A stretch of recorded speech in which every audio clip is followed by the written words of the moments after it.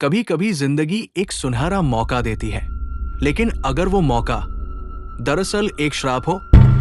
ये कहानी है एक ऐसे ही परिवार की जिन्होंने सिर्फ एक घर खरीदा था, लेकिन घर के साथ कुछ और भी आया था। लखनऊ के गोमती नगर में राहुल और सीमा को एक बड़ा सा बंगला मिला, वो भी बेहद कम कीमत पर। 3 कमरे, हरियाली से भरा आंगन और एक अजीब सी खामोशी। इतना सस्ता घर? सीमा ने पूछा।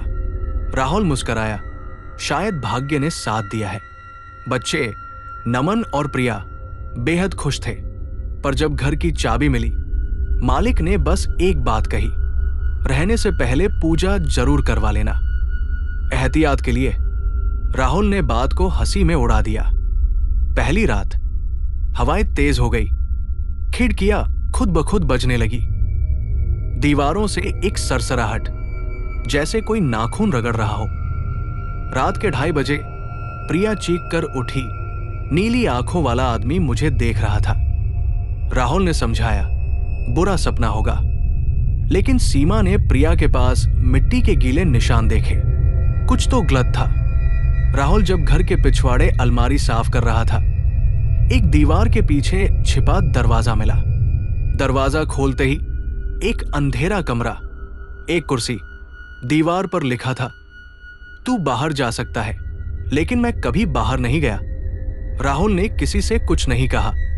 प्रिया अकेले बड़बड़ाने लगी, मैं नंदिनी से बात कर रही हूं। सीमा ने सोचा, बस काल्पनिक दोस्त है। लेकिन रात को किचन में गैस अपने आप चालू, बर्तन गिरे और किसी ने सीमा के बाल खींचे। प्रिया धीरे से बोली। नंदिनी को गुस्सा आ गया। राहुल अब बदल रहा था। दीवारों से बात करता, रात भर कुछ बड़बड़ाता। एक रात सीमा ने उसे कहते सुना, एक बलिदान और सब तैयार है। सीमा को शक हुआ और वो पुरानी किताबों में जानकारी खोजने निकली। पता चला 1984 से पहले इस घर में बनर्जी परिवार रहता था। पूरे परिवार का रहस्यमयी गायब हो जाना और तांत्रिक क्रियाओं की अफवाहें। सीमा ने एक तांत्रिक को बुलाया, पंडित शिवराम।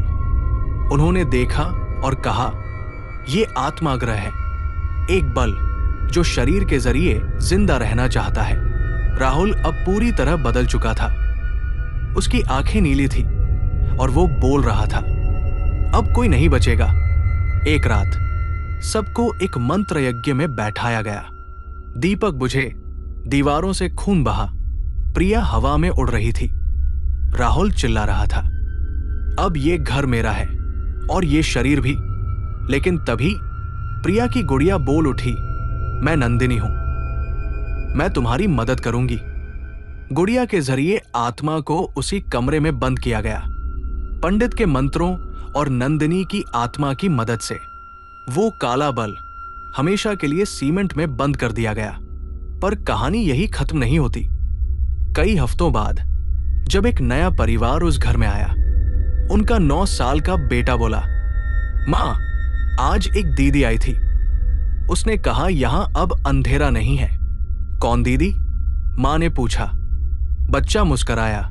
उसने अपना नाम नंदिनी बताया।